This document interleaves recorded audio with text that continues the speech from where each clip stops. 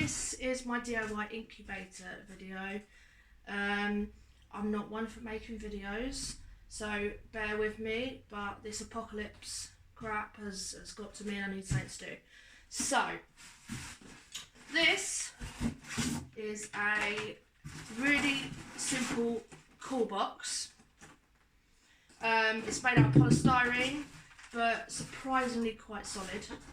I got this off eBay. I think it was probably around £8 or something, which you can't really complain at that. There are bigger ones as well, so if you want more tubs, that's easy enough to do. Okay, I've got a hole in the end, hole in each end, then 2 holes in the side.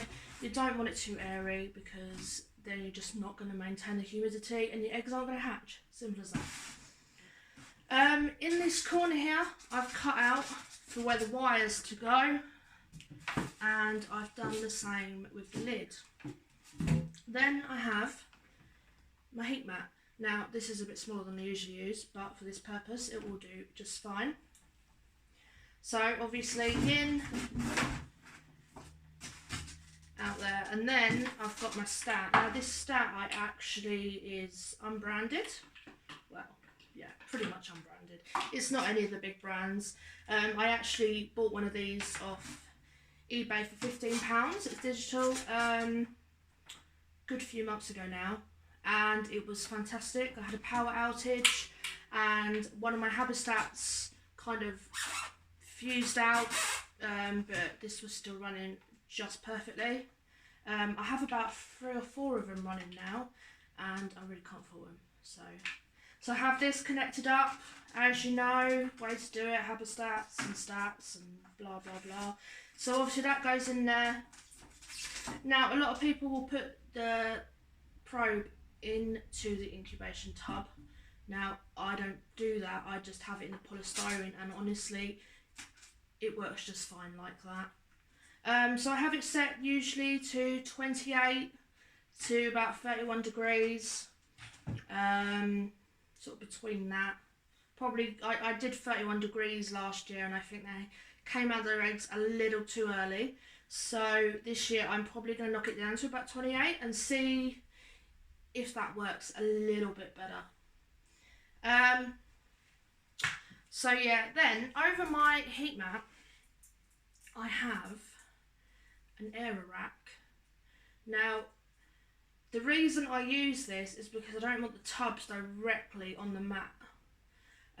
So this actually works just fine. The only downside with this is obviously, the tubs that I usually use, I could fit 2 on this side by side. The tub I'm going to show you with, I can only fit 1 on. And if you had a slightly lower rack, I've got one that's about that low, and I can actually stack 2 of these tubs on top of it. But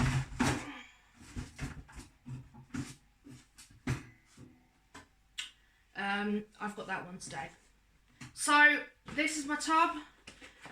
This is a simple 6 litre, I think, from eBay. I actually use these for my rack system, but I'm using it for demonstration purposes. Now the question I always see asked is what incubation method to use.